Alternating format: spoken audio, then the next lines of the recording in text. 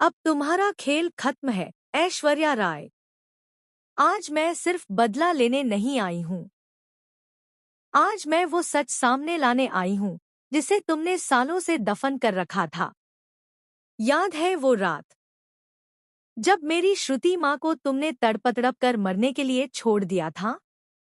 याद है वो चीखें, वो दर्द, वो खामोशी जो तुम्हारी जीत बन गई थी? और मैं, एक मासूम बच्ची जिसे तुमने पैदा होते ही मरने के लिए छोड़ दिया। लेकिन किस्मत को कुछ और ही मंजूर था। मैं बच गई, ऐश्वर्या। मैं जिंदा रही, सिर्फ इस दिन के लिए। मैंने माफ किया। हाँ, मैंने खुद को समझाया कि शायद तुम बदल जाओगी। लेकिन मेरी श्रुति माँ की जान, उसका खून, उसकी आखिरी सांस, वो हर पल मुझे याद दिलाता रहा कि तुम्हें सजा मिलनी ही चाहिए। बच्ची को गोद में कसकर पकड़ते हुए, कोई मेरे पास आएगा ना तो मैं इस बच्ची को फेंक दूंगी, क्योंकि अब मुझे किसी से डर नहीं लगता। जिसने बचपन में मौत देख ली हो, उसे जिंदगी क्या डराएगी? कुछ भी हो जाए, ऐश्वर्या राय सिंह, इस बार मैं आपको जीतने नहीं दूंगी। अचानक दरवाजा खुलता है। विक्रांत अंदर आता है। विक्रांत, बस करो मन्नत, ये सब सच नहीं है। मन्नत, हंसते हुए, सच नहीं है? या तुम सच से भाग रहे हो?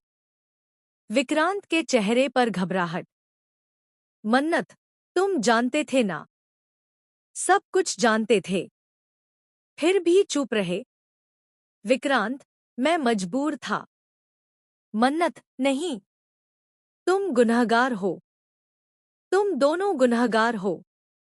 ऐश्वर्या धीरे धीरे आगे बढ़ती है, चेहरे पर अजीब सी मुस्कान। ऐश्वर्या, अगर सच जानना ही है तो पूरा सच सुनो। कमरे में सन्नाटा छा जाता है।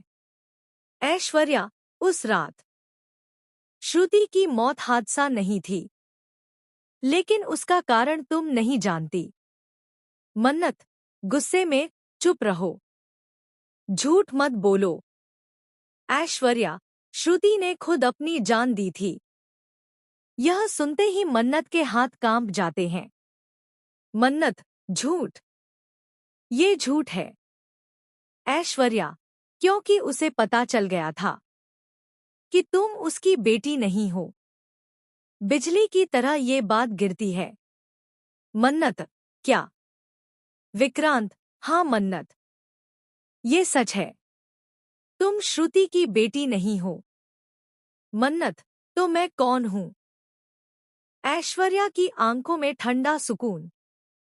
ऐश्वर्या, तुम मेरी बेटी हो।